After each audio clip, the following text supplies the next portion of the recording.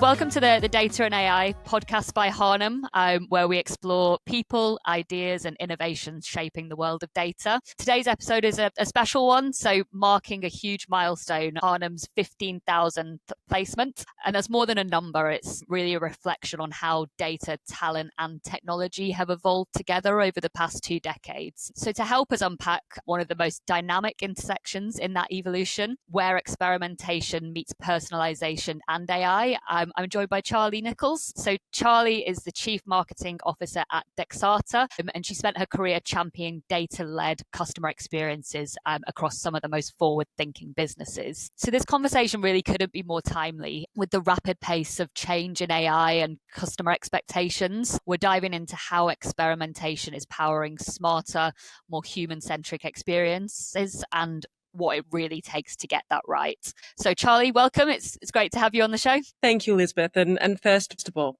congratulations on your 15,000 placement. That is massive. Big kudos to you and the entire Harnham team. Perfect. Yeah, massive Thanks, achievement. Charlie. So I guess we can start off with quite a big picture view and probably quite a big question as well. Charlie, what excites you most about where customer experience is heading right now? Yeah, absolutely. It's a big question. It's a broad question. Customer experience and customer experience optimization is so vast, but it is also a very fast paced and changing world, especially with AI. I think what excites me most about customer experience and where it's heading right now is the convergence of 3 things: rich data signals, we've got more data, there's real-time infrastructure being built, and there is AI-driven decisioning as well.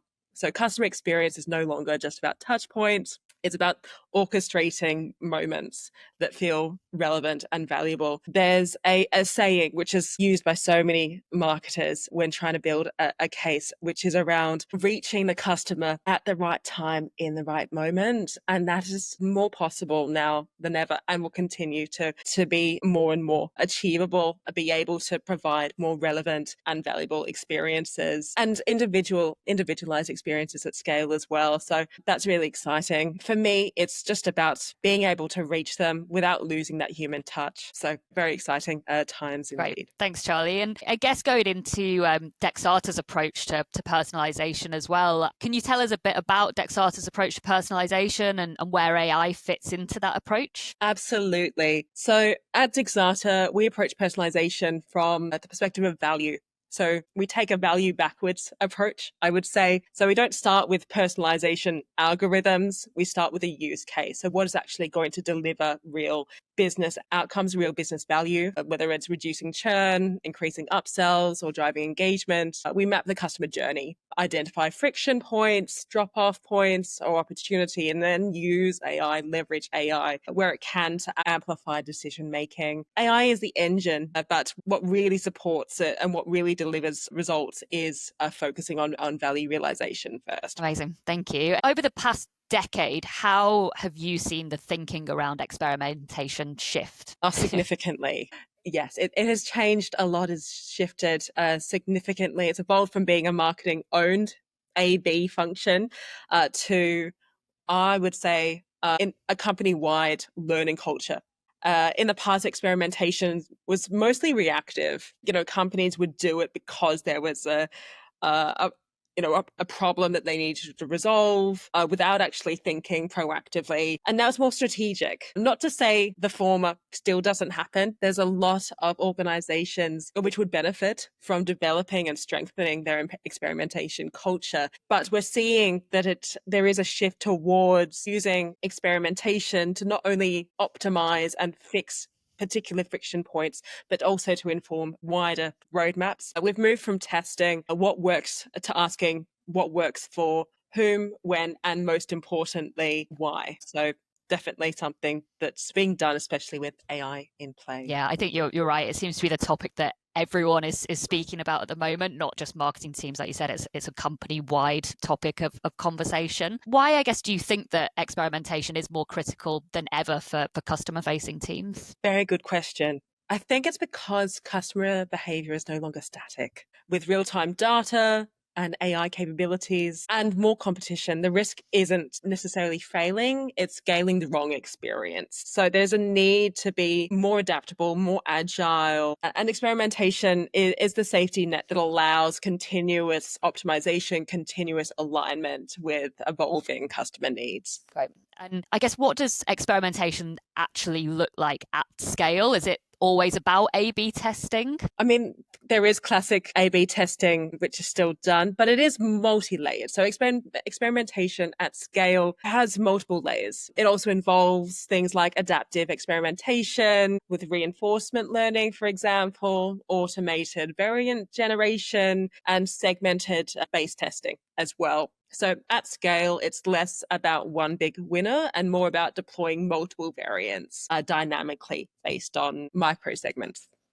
And as you mentioned as well, experimentation is a company-wide topic at the moment as well. How do you embed a test and learn mindset across departments, especially with tech, product, and marketing all involved? Honestly, that is a very, very good question, and one that I think needs to be asked more. Firstly, I think it's about why, asking why, getting everyone involved across teams to ask why, what is the single mission, and getting an understanding and alignment around that so that that mindset can be set, and then there's greater collaboration and silos that are broken down in order to be able to test and learn across the company. And then, of course, more specifically, it's around democratizing access to data and results, ensuring that there is visibility across the company and across those relevant teams. Secondly, tying experiments to real business KPIs, not vanity metrics. So what really matters to the business. Third, rewarding learning is massive, especially when so many people are fatigued by everything that is happening in the world today. It can be difficult for individuals to focus on proactive learning rather than not just staying afloat and getting things done, but actually proactively learning and developing. That's when a company can really, really grow. So it's about rewarding learning, ensuring that there is time set aside for learning and that it's rewarded even when the result is a failed hypothesis. It's also about making it part of the company's operating model, not just a marketing function. Great. Thanks, Charlie. I suppose moving on to the other hot topic of the moment, AI, and how that plays into personalization. What's changed, I guess, in your opinion, of the way that brands are personalizing experiences since the rise of Gen AI? I would say Gen AI has made dynamic personalization content accessible. Previously, it wasn't so much, but personalized images, emails, landing pages are more easily available, can be developed more rapidly, allowing for more adaptability. But more importantly, it's enabling real-time relevance. And this is what Gen AI supports. It's that content generation at scale, allowing for the creation of content that is relevant to a customer at a particular moment in time, adjusting offers, tone, or UX elements on the fly based on context. It's less about personalized and more about contextual and being timely. And what would you say is the difference between personalization that feels helpful versus personalization that could feel invasive? And how do teams navigate that? I would say that it comes down to intent.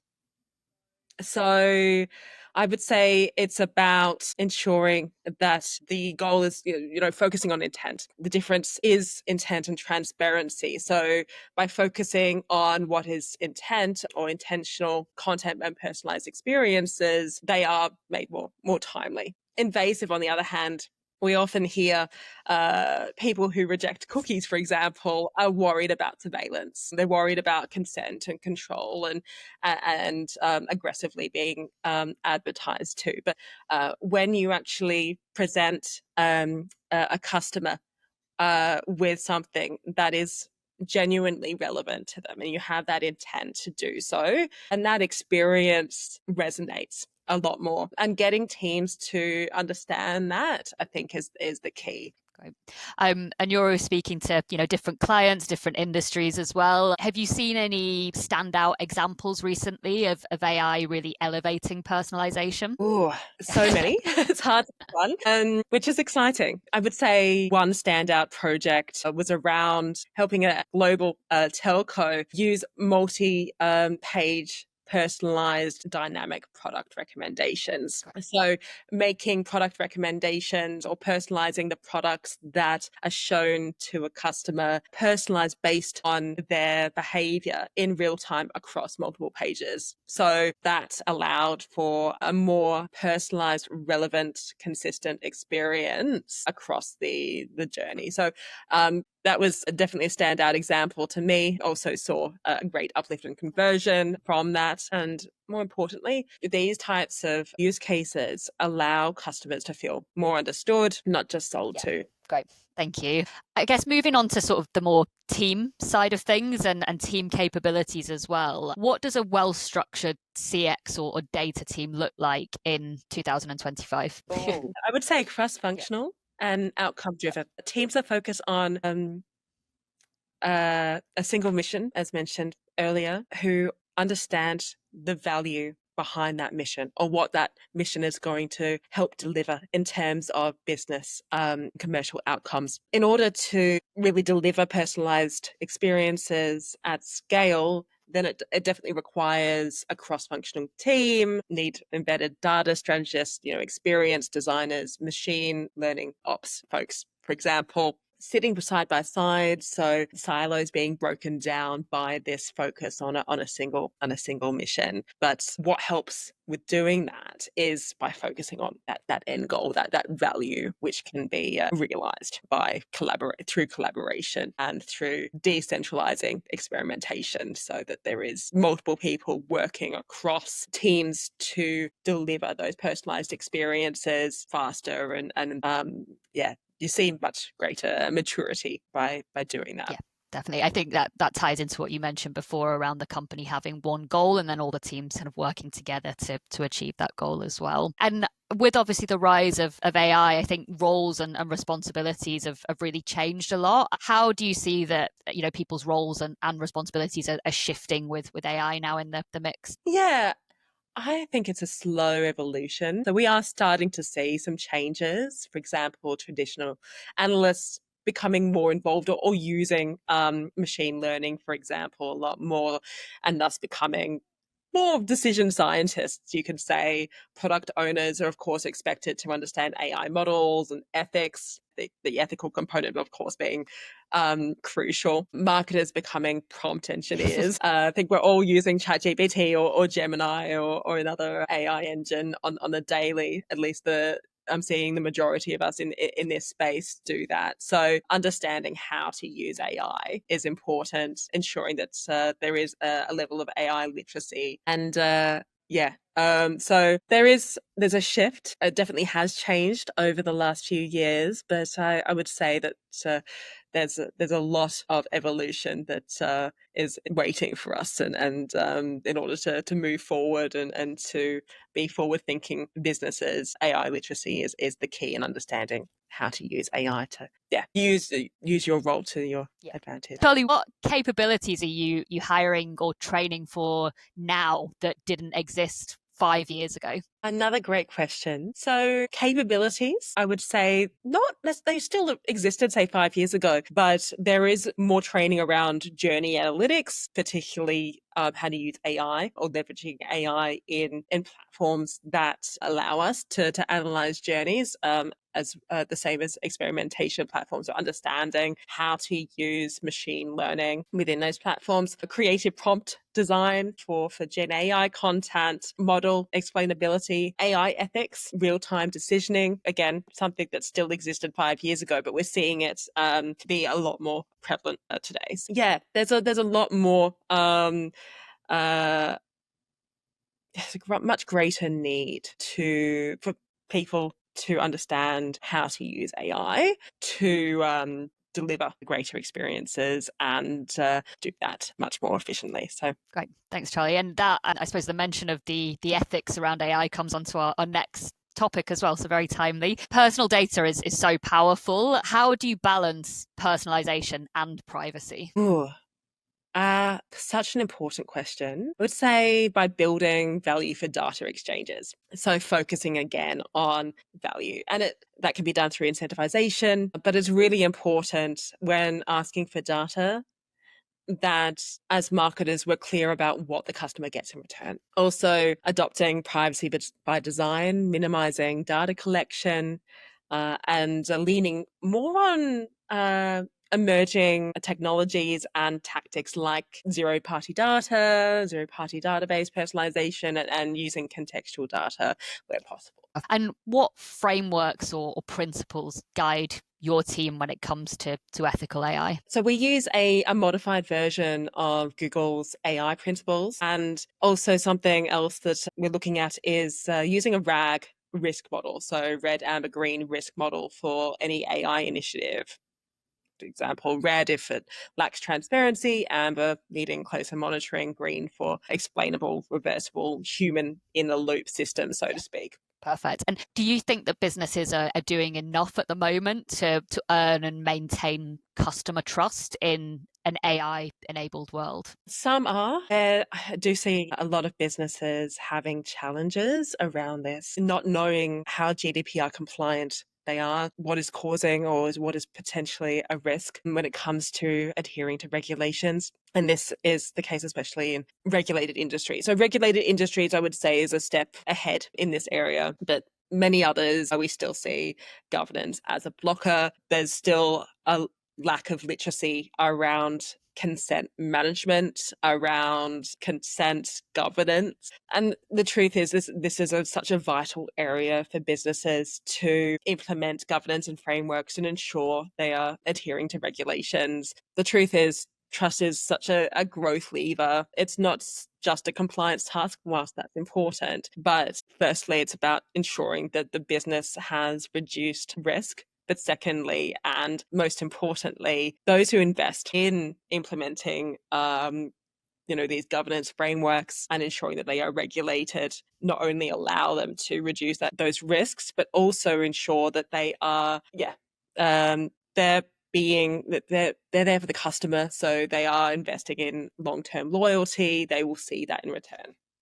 I suppose looking ahead, I think every company is already adopting AI or thinking about doing it. If a company is just starting with AI in their CX strategy, where should they focus first? Always start with a single use case where you can close the loop. For example, something like churn reduction or churn prediction or next best offer. But it's about ensuring that you don't avoid or you don't boil the ocean. Winning trust internally by demonstrating value is such an important part. And I'm sure that all businesses go through this challenge of, and I see it time and time again, the CRO and experimentation team wanting to do more testing, to build and scale their experiments to develop in maturity, but lacking the buy-in, the sponsorship to be able to do so. And when looking at it from a wider perspective, the key to overcoming that is by showing the value, by demonstrating the value. So by focusing on even just a single use case where you can deliver value, where you can close the loop is always the best place to.